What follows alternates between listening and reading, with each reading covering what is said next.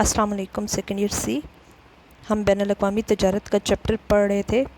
آج ہم اس میں سے بیرونی ادائیگیوں کا توازن تجارت اور توازن ادائیگی میں فرق، توازن ادائیگی میں خرابی کی وجوہات اور ادائیگیوں کے توازن کی اصلاح کے اقدامات پڑھیں گے. سب سے پہلے ہم بیرونی ادائیگیوں کے توازن کو ڈسکس کرتے ہیں. ہمیں پتہ ہے کہ مختلف ممالک ایک دوسرے کے ساتھ تجارتی لین دین کرتے ہیں اور ہر ملک اس شے کو پیدا کرتا ہے جس کی پیدائش میں مصارف یا اخراجات نسبتاً کم آتے ہیں. ہم ابھی پیچھے وہ تقابلی مصارف کا لاسٹ لیکچر میں پڑھا تھا اور اس میں ہم نے یہی پڑھا تھا کہ کوئی بھی ملک اس شے کو پیدا کرتا ہے جس میں اسے اس شے کے پیدا کرنے کے اخراجات جو ہیں وہ کم برداشت کرنے پڑتے ہیں یا جس کو پیدا کرنا آسان ہوتا ہے، اور ہر وہ شے دوسرے ممالک سے منگوا لیتا ہے جو اس ملک میں پیدا نہیں ہوتی یا جس کو پیدا کرنے میں مصارف پیدائش زیادہ برداشت کرنے پڑتے ہیں. اس طرح سے بین الاقوامی تجارت کی بنیاد پڑتی ہے. ملکی تجارت میں تو لین دین کے لیے ملکی کرنسی کا استعمال کیا جاتا ہے، لیکن بین الاقوامی لین دین کے لیے زر مبادلہ استعمال ہوتا ہے، جو کہ پہلے زمانے میں سونا چاندی کی شکل میں ہوتا تھا، اب پاؤنڈ، یورو یا پھر ڈالر کی شکل میں ہوتا ہے، جو جس ملک کی کرنسی ہے اسی شکل میں ہوگا. کیونکہ بین الاقوامی تجارت میں یہ چیزیں بین الاقوامی کرنسی کا درجہ رکھتی ہیں اور ہر ملک کے لیے قابل قبول ہیں، ہر ملک تجارت کرتے وقت ان کرنسیوں کو قبول کرتا ہے اور اس کے بدلے اپنی اشیاء و خدمات کو دینے کے لیے تیار رہتا ہے. ایک ملک سال بھر میں جس قدر اشیاء برآمد کرتا ہے، برآمد کا کیا مطلب ہے؟ جو دوسرے ملکوں کو بھیجتا ہے وہ اس کے زر مبادلہ کا ذریعہ بن جاتا ہے، اور اس کے برعکس وہ ملک جو سال بھر میں جتنی بھی اشیاء باہر سے منگواتا ہے وہ اس کی درآمدات بن جاتی ہیں اور ان کے بدلے میں وہ ادائیگیاں کرتا ہے. جو اشیاء دوسرے ممالک کو بھیجی جاتی ہیں، برآمد کی جاتی ہیں، ان کے بدلے میں وصولیاں ملتی ہیں، اور جو دوسرے ممالک سے منگوائی جاتی ہیں ان کے بدلے میں ادائیگیاں کرنی پڑتی ہیں.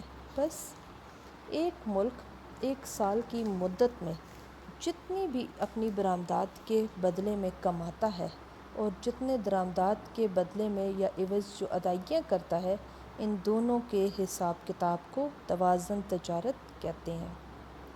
اگر ایک ملک سال بھر میں زیادہ مالیت کی اشیاء برآمد کرتا ہے جبکہ درآمدات کی مالیت ان کے مقابلے میں کم ہوتی ہے تو اس کا توازن تجارت مثبت ہوگا. اس کے برعکس اگر سال بھر میں برآمدات کی مالیت درآمدات کے مقابلے میں کم ہو تو اس کا توازن تجارت خسارے میں ہوگا یا منفی ہوگا اور اسے غیر موافق بھی کہہ سکتے ہیں. چونکہ درآمدات اور برآمدات عام طور پر بندرگاہوں کے ذریعے ہوتی ہیں اور بندرگاہوں پر ان کا باقاعدہ ریکارڈ رکھا جاتا ہے، اس لیے ان میں صرف مرئی اشیاء یعنی کہ ویزیبل گڈز جو ہیں وہ شامل ہوتی ہیں، یعنی جو اشیاء نظر آئیں اور حجم رکھیں انہیں کہتے ہیں مرئی اشیاء، اور غیر مرئی وہ ہوتی ہیں جو نظر بھی نہ آئیں اور حجم بھی نہ رکھیں، نہ ان کا کوئی وزن ہو. بس توازن تجارت کو ہم درآمدات اور برآمدات کے توازن کی بجائے مرئی اشیاء کے توازن سے موسوم کر سکتے ہیں، یعنی کہ توازن تجارت میں ہم صرف اور صرف مرئی اشیاء کے توازن کو دیکھیں گے. سیکنڈ وہ ہے توازن ادائیگی. توازن تجارت اور توازن ادائیگی میں اکثر پیپر میں وہ فرق وہ بھی آتا ہوتا ہے. تو توازن تجارت میں صرف مرئی اشیاء کی درآمدات اور برآمدات کے حساب کتاب کو دیکھا جائے گا، اور توازن ادائیگی میں وہ مرئی اور غیر مرئی دونوں قسم کی اشیاء کے توازن کو دیکھا جائے گا. توازن ادائیگی میں کسی ملک کی مرئی اشیاء کی درآمدات اور برآمدات کے توازن کو توازن تجارت کہا جاتا ہے، لیکن توازن تجارت کسی ملک کے زر مبادلہ کی کل وصولی اور ادائیگی کی مکمل وضاحت نہیں کرتا، کیونکہ ان کے علاوہ کچھ غیر مرئی اشیاء و خدمات بھی ان مداحت میں شامل ہوتی ہیں جن کی درآمد یا برآمد کی جا سکتی ہے اور ان پر یا تو زر مبادلہ خرچ کیا جاتا ہے یا پھر ان سے زر مبادلہ کمایا جاتا ہے. یہ مداحت چونکہ تجارتی اشیاء پر مشتمل نہیں ہوتی، اس لیے انہیں غیر مرئی اشیاء یا انویزیبل آئٹمز یا خدمات بھی کہہ سکتے ہیں آپ. یہ غیر مرئی اشیاء کون کون سی ہیں؟ تو نمبر 1 بین الاقوامی جہاز ران کمپنیاں، بیمہ کمپنیاں اور بینکوں کے منافع جات. بین الاقوامی طور پر تجارت کرنے کے لیے مختلف ممالک کی جہاز ران کمپنیاں کام کرتی ہیں۔ جو ملک ان کمپنیوں کے ذریعے دوسرے ممالک سے اشیاء منگواتا ہے وہ انہیں زر مبادلہ کی صورت میں ادائیگی بھی کرتا ہے۔ اس طرح یہ اس ملک کا خرچ بن جاتا ہے، یعنی جو اسے استعمال کرتا ہے۔ اس کے برعکس جس ملک کی یہ کمپنیاں ہوتی ہیں اس ملک کی زر مبادلہ کی کمائی کا ذریعہ بن جاتی ہیں۔ اس طرح سے مختلف ممالک کے بینک اور بیمہ کمپنیاں زر مبادلہ کما کر اپنے ممالک کو بھیجتے ہیں، جو کہ اس ملک کے لیے زر مبادلہ کی مقدار میں اضافے کا سبب بنتی ہیں۔ مثلاً پاکستان میں جو غیر ملکی بینک، بیمہ کمپنیاں یا تعمیراتی کمپنیاں کام کر رہی ہیں وہ یہاں سے زر مبادلہ کما کر اپنے ملک کو بھیجتی ہیں، جبکہ ہمارے ملک کے جو بینک غیر ممالک میں ہیں وہ وہاں سے زر مبادلہ کما کر پاکستان بھیجتے ہیں۔ اس سیر و سیاحت کے اخراجات جب کسی ملک کے لوگ سیر و سیاحت کی غرض سے دوسرے ملک میں جاتے ہیں تو وہ زر مبادلہ خرچ کرتے ہیں۔ اس طرح سے یہ ایک ملک کے لیے تو زر مبادلہ کا خرچ ہوتا ہے، جبکہ دوسرے ملک کے لیے زر مبادلہ کی کمائی کا ذریعہ بن جاتا ہے۔ نیکسٹ جو ہے وہ تعلیم پر اخراجات۔ اگر کسی ملک کے لوگ تعلیم و تربیت حاصل کرنے کے لیے دوسرے ملک جائیں تو وہ زر مبادلہ خرچ کرتے ہیں، جیسے فیس وغیرہ ادا کرتے ہیں، جو کہ دوسرے ملک کی زر مبادلہ کی کمائی کا ذریعہ بنتا ہے۔ مثلاً پاکستان سے ہر سال سینکڑوں طلباء تعلیم کی خاطر امریکہ، برطانیہ اور کئی دوسرے ممالک جاتے ہیں، اور غیر ممالک سے طلباء ہماری یونیورسٹیوں اور میڈیکل کالجوں میں تعلیم حاصل کر رہے ہیں۔ اس طرح سے ہم ایک طرف زر مبادلہ خرچ کرتے ہیں تو دوسری طرف ہم زر مبادلہ کماتے بھی ہیں۔ علاج معالجے کے اخراجات۔ اگر کسی ملک کے لوگ علاج معالجے کے لیے دوسرے ممالک جائیں تو ان کا وہ خرچ زر مبادلہ کی صورت میں ہوتا ہے، جبکہ دوسرے ممالک کے لیے وہ زر مبادلہ کمانے کا ذریعہ بن جاتا ہے۔ جبکہ جیسے پاکستان میں ہم اگزامپل لیں، پاکستان سے ہر سال سینکڑوں افراد علاج معالجے کی خاطر امریکہ اور برطانیہ جاتے ہیں اور زر مبادلہ خرچ کرتے ہیں۔ پھر ہر سال مختلف ممالک کے تجارتی وفود یعنی فارن جو ڈیلیگیشنز ہوتے ہیں وہ ایک دوسرے ممالک میں جاتے ہیں، اشیاء کی نمائش ہوتی ہے، تجارتی میلے وغیرہ لگتے ہیں، سیمینار منعقد کیے جاتے ہیں، ان پر زر مبادلہ کی کثیر مقدار جو ہے وہ خرچ ہوتی ہے اور اس سے زر مبادلہ کمایا بھی جاتا ہے۔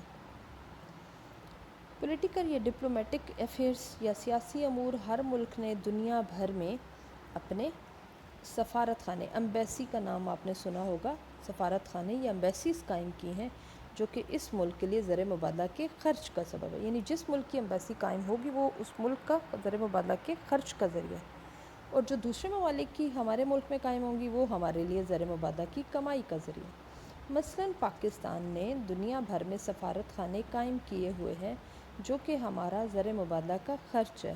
اسی طرح دنیا بھر کے ممالک نے اسلام آباد میں اپنے سفارت خانے قائم کیے ہیں جو کہ ہماری کمائی کا ذریعہ بنتے ہیں۔ اسی طرح سے مختلف ممالک کے سیاسی وفود، سربراہان مملکت، وزرائے خارجہ، دیگر وزراء، ارکان اسمبلی وغیرہ غیر ممالک کا دورہ کرتے رہتے ہیں، جن پر ایک ملک باہری جو ہے وہ زر مبادلہ خرچ کرتا ہے، جبکہ دوسرے ملک کے زر مبادلہ کی کمائی کا ذریعہ بن جاتا ہے۔ اسی طرح سے غیر ملکی قرضے۔ اگر کسی ملک نے غیر ملکی قرضے لیے ہوئے ہیں تو ان کا سود بھی زر مبادلہ کی شکل میں ادا کرنا پڑتا ہے، جو کہ اس ملک کے زر مبادلہ کا خرچ ہوگا، جبکہ دیے گئے قرضوں کے سود کی وصولی بیرونی کمائی میں شامل ہو جائے گی۔ اگر کسی ملک کو غیر ملکی مدد حاصل ہوتی ہے تو وہ زر مبادلہ کی کمائی کا ذریعہ ہے۔ مثلاً پاکستان ہر سال کسی نہ کسی صورت میں غیر ملکی مدد حاصل کرتا رہتا ہے۔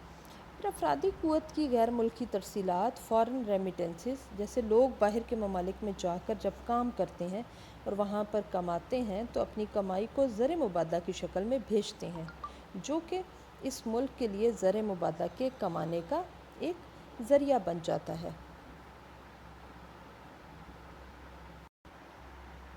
آپ کو پتہ ہے کہ پاکستان کے لاکھوں افراد غیر ممالک میں جا کر کام کر رہے ہیں، وہ ہر سال اربوں روپے زر مبادلہ کی شکل میں پاکستان بھیجتے ہیں۔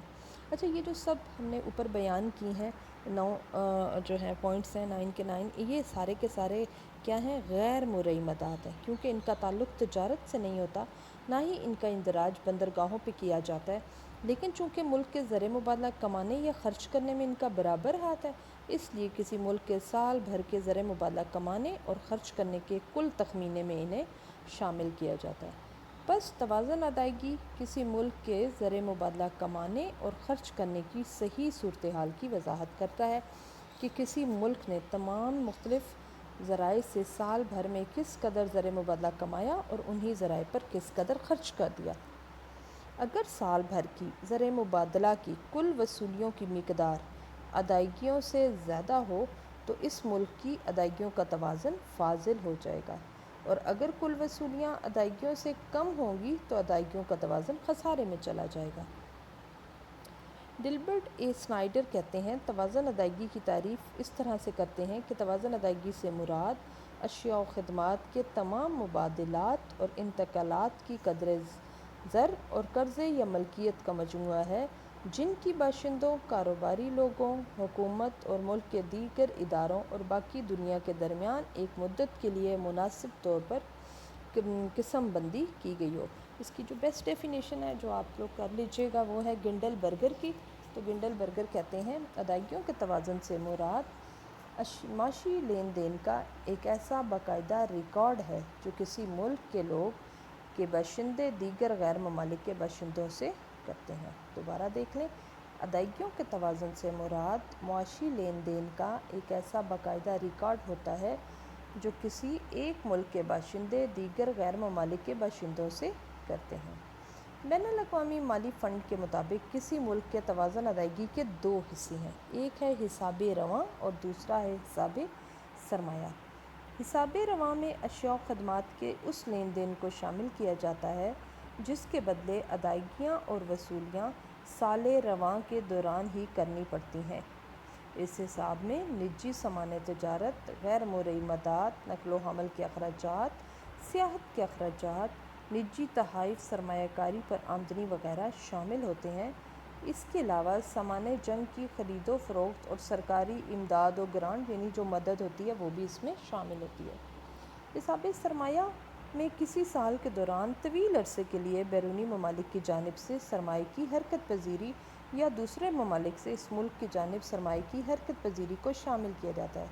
بس اگر کسی وجہ سے چلنت حساب یعنی کہ حساب رواں کرنٹ اکاؤنٹ میں کوئی خسارہ پیدا ہو جائے، کوئی گیپ آ جائے، یعنی کل وصولیاں کل ادائیگیوں سے کم رہ جائیں، تو پھر اسے کس سے پورا کرتے ہیں؟ حساب سرمایہ سے، یعنی دوسرے ممالک سے غیر ملکی امداد و قرضے لے کر خسارے کو پورا کیا جاتا ہے۔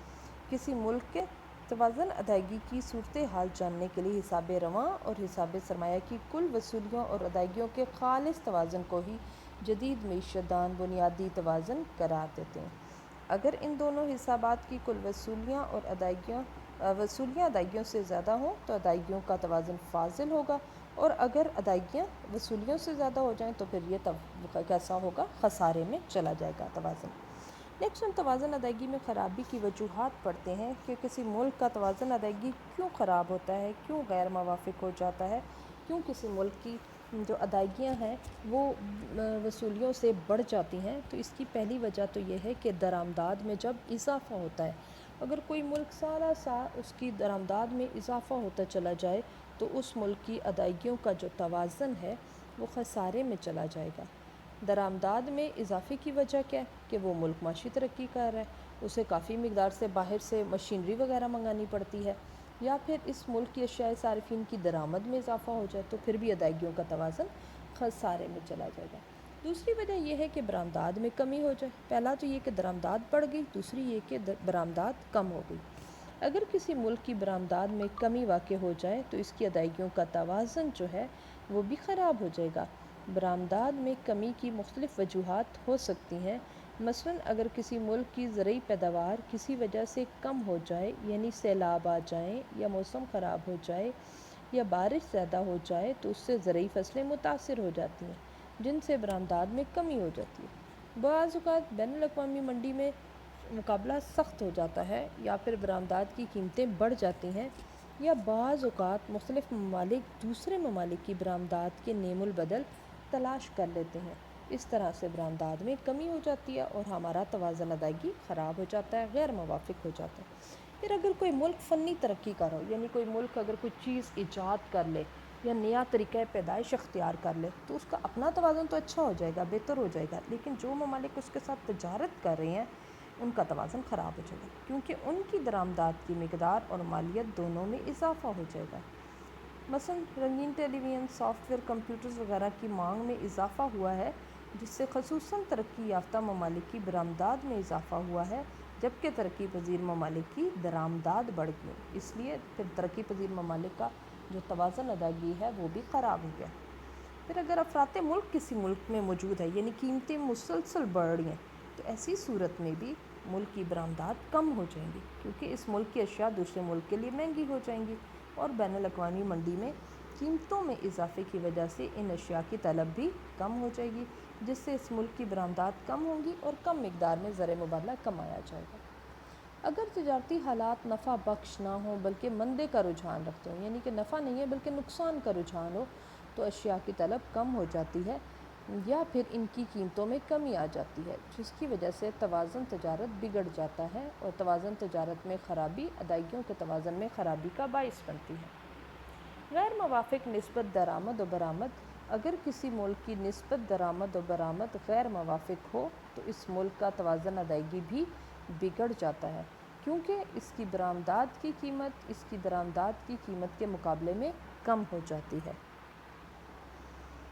تجارتی پابندیاں: اگر کوئی ملک اپنی تجارت پر پابندیاں عائد کر دے، یعنی بھاری محصول لگا دے، کوٹا مقرر کر دے، تو اس سے دوسرے ملک کی برآمدات کم ہو جاتی ہیں، جس سے دوسرے ملک کی ادائیگیوں کا توازن بگڑ جائے گا۔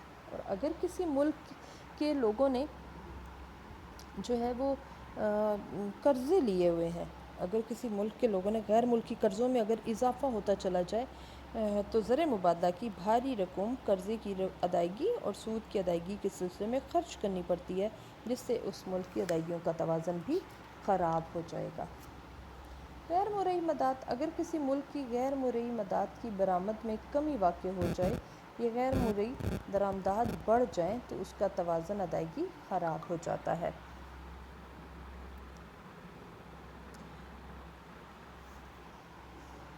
ساختی عدم توازن: بعض اوقات کسی معیشت میں ساختی عدم توازن بھی ادائیگیوں کے توازن میں خرابی کا سبب بنتا ہے۔ مثال کے طور پر اگر اندرون ملک عاملین پیدائش کی قوت پیداواری میں اضافہ ان کے معاوضوں میں اضافے کی نسبت سے کم ہو تو یہ ساختی تبدیلی ہوگی۔ اس کی بنا پر ملک کی برآمدات میں کمی آ جائے گی، جس کے نتیجے میں ادائیگیوں کے توازن میں خرابی پیدا ہو جائے گی۔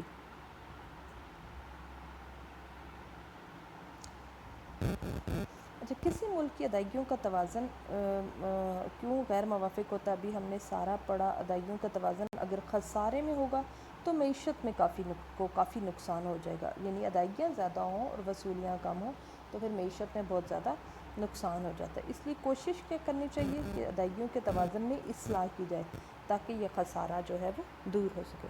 ادائیگیوں کے توازن کی اصلاح کے لیے اقدامات جو کیے جاتے ہیں ان میں سب سے پہلے تو ہم یہ کریں کہ توازن تجارت میں اصلاح کر لیں، ٹھیک ہے؟ یعنی جو ہم نے پہلی ہیڈنگ پڑھی تھی نا کہ درآمدات میں اضافہ، برآمدات میں کمی، اس کو ٹھیک کر لیا جائے۔ توازن ادائیگی کا دار و مدار کسی ملک کی توازن تجارت پر ہوتا ہے۔ اگر ملک کا تجارت کا توازن درست ہے تو ادائیگیوں کا توازن بھی درست ہو جائے گا، اور اگر کسی ملک کا توازن تجارت خسارے میں ہو تو ادائیگیوں کا توازن بھی خسارے میں چلا جائے گا۔ لہٰذا توازن ادائیگی کی اصلاح کے لیے ضروری ہے کہ توازن تجارت کی اصلاح کی جائے۔ توازن تجارت میں اصلاح کے لیے ضروری ہے کہ ہم برآمدات میں اضافہ کریں اور درآمدات میں کمی کریں۔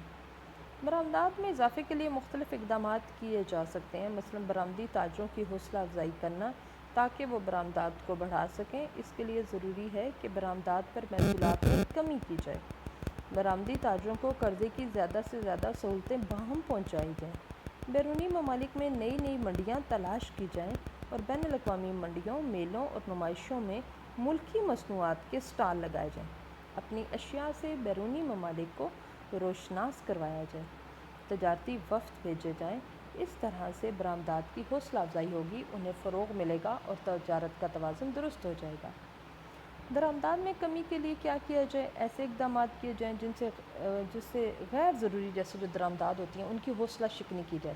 پھر ہم درآمدات پر بھاری محصول لگا دیں، یعنی کہ بھاری ٹیکس لگا دیں، یا پھر کوئی کوٹا سسٹم کے تحت ان کی مقدار کو محدود کر دیا جائے، یا پھر مکمل طور پر ہی درآمدات پہ پابندی عائد کر دی جائے۔ اس طرح سے درآمدات کم ہوں گی اور تو ادائیگیاں بھی کم ہو جائیں گی اور توازن ادائیگی درست ہو جائے گا۔ پھر زر کی مقدار میں کمی کی قدر ہم نے یہ پڑھا تھا کہ ادائیگیوں کا توازن جو اس میں خرابی جو ہے افراط زر کی وجہ سے بھی پیدا ہوتی ہے۔ تو اگر ہم زر کی مقدار میں کمی کر دیں، یعنی قیمتوں میں کمی کر دیں، قیمتوں میں کمی ہوگی تو پھر برآمدات میں اضافہ ہو جائے گا۔ اس طرح سے ادائیگیوں کے توازن کی اصلاح ہو جائے گی، چونکہ قیمتوں کا تعین کسی ملک میں موجود زر کی کل مقدار سے ہوتا ہے، لہٰذا ملک میں جس قدر کرنسی کی مقدار اور اس کی رفتار گردش زیادہ ہوگی، قیمتوں میں اضافہ ہوتا چلا جائے گا، جس سے برآمدات کم ہو جائیں گے، توازن خسارے میں چلا جائے گا۔ اگر مختلف زرعی اقدامات کے ذریعے زر کی مقدار کو کم کر دیا جائے تو اس سے قیمتوں کی سطح میں کمی پیدا ہو جائے گی، جس کے نتیجے میں برآمدات بڑھیں گی اور تجارت کے توازن کی اصلاح ہو جائے گی۔ پھر غیر مرئی برآمدات میں اضافہ کر دیا جائے، ٹھیک ہے، جس ملک کی ادائیگیوں کا توازن خراب ہو جائے اسے چاہیے کہ اپنی غیر مرئی مداد میں زیادہ زر مبادلہ کمائے، یعنی ملکی جہاز ران کمپنیوں، بیمہ کمپنیوں اور بینکوں کی ترقی پر بھرپور توجہ دے، ملک میں سیاحت کے شعبے میں کشش پیدا کرے تاکہ باہر سے زیادہ لوگ آئیں اور اس کی وصولیوں میں اضافہ ہو سکے۔ پھر کرنسی کی بیرونی قدر میں کمی کر دی جائے۔ اگر کسی اور ذریعے سے توازن ادائیگی کی اصلاح نہیں ہو تو پھر آخری حربہ یہ ہے کہ وہ ملک جس کا ادائیگیوں کا توازن سالہ سال سے خراب ہو، اسے چاہیے کہ اسے بہتر کرے اور اس کو بہتر کرنے کے لیے اپنے زر کی بیرونی قدر میں کمی کر دے، جس کے نتیجے میں ملک کی برآمدات دوسرے ملک کے لیے سستی ہو جائیں گی اور ان کی درآمدات اس ملک کے لیے مہنگی ہو جائیں گی۔ نتیجے کے طور پر برآمدات میں اضافہ ہو جائے گا اور درآمدات میں کمی واقع ہو جائے گی۔ اس طرح سے ادائیگیوں کا توازن درست ہو جائے گا۔ زر کی قدر میں تبدیلی اس صورت میں فائدہ مند رہتی ہے جبکہ ملک کے پاس برآمدات کی وافر مقدار ہو، یعنی کہ ہم اگر زر کی بیرونی قدر کو کم کریں تو اس کے ساتھ ساتھ یہ بھی ضروری ہے کہ ملک میں جن اشیاء کو برآمد کرنا ہے وہ مقدار میں بھی زیادہ ہوں، لیکن بیرونی منڈیوں میں اگر اس ملک کی برآمدات کی طلب موجود نہیں ہے تو ایسی صورت میں برآمدات کی طلب میں اضافہ کر کے وہ اپنے ملک کی کرنسی کی بیرونی قدر میں کمی کر دیتا ہے، پھر زیادہ زر مبادلہ کما کر ادائیگیوں کے توازن کو درست کر لیتا ہے۔ نیکسٹ جو ہے وہ جب ادائیگیوں کے توازن کو ٹھیک کرنا ہو تو آخری حربے کے طور پر ہم کہہ سکتے ہیں کہ ایکسچینج کنٹرول کی پالیسی اپنائی جائے۔ یہ ایکسچینج کنٹرول کی جو پالیسی ہے یہ مرکزی بینک اپناتا ہے۔ مرکزی بینک کیا کرتا ہے؟ برآمدی تاجروں کو اس بات کا پابند بنا لیتا ہے کہ وہ اشیاء برآمد کر کے جتنا زر مبادلہ کمائیں صرف اسی قدر مالیت کی اشیاء درآمد کریں۔ اس پالیسی کے تحت برآمد کنندگان کو یہ ہدایت کی جاتی ہے کہ وہ جتنا بھی زر مبادلہ کمائیں وہ مرکزی بینک کے پاس جمع کروا کے اس کے بدلے ملکی کرنسی لے لیں، اور درآمد کنندگان اپنی ضروریات کے مطابق زر مبادلہ مرکزی بینک سے حاصل کر لیتے ہیں۔ اس طرح سے مرکزی بینک زر مبادلہ کے استعمال میں کفایت کرتا ہے۔ یہ پالیسی بہت سخت ہوتی ہے کیونکہ ایک ملک اگر کسی وجہ سے برآمدات کے ذریعے زر مبادلہ نہ کما سکے تو اس کی درآمدات میں بھی اسی طرح سے کم ہو جائے گی، اور اس طرح سے بعض اوقات وہ ملک ضروریات زندگی کی اشیاء درآمد کرنے سے بھی محروم رہ جائے گا۔ پھر یہ کہ آبادی پہ کنٹرول کر لیا جائے۔ جب آبادی پہ کنٹرول کریں گے تو برآمد ہونے والی اشیاء بچ جائیں گی، صرف کم ہوگا، ادائیگیوں کے توازن میں خسارہ جو ہے وہ درست ہو جائے گا، کیونکہ برآمدات میں اضافہ ہوگا تو وصولیاں بڑھ جائیں گی اور ادائیگیاں کم ہو جائیں گی۔ لاسٹ پہ جو ہے وہ دوسری جنگ عظیم کے بعد مختلف ممالک کی معیشتوں کو بحال کرنے اور ان کی کرنسیوں کی شرح مبادلہ کو مستحکم کرنے کے لیے برٹن ووڈ میں 1944 میں ایک کانفرنس منعقد کی گئی، جس کے نتیجے میں بین الاقوامی زرعی فنڈ IMF، آپ نے نام سنا ہوگا، انٹرنیشنل مانیٹری فنڈ کو تشکیل دیا گیا۔ اس فنڈ کے ذرائع سونے اور ممبر ممالک کی کرنسی پر مشتمل۔ ہر ممبر ملک کا کوٹا اس کی آبادی، قومی آمدنی اور بیرونی تجارت کی مقدار کے لحاظ سے مقرر ہے۔ یہ فنڈ ممبر ممالک کی ادائیگیوں کے توازن کو بہتر بنانے میں مدد دیتا ہے اور پاکستان جو ہے وہ بھی اس کا ممبر ہے۔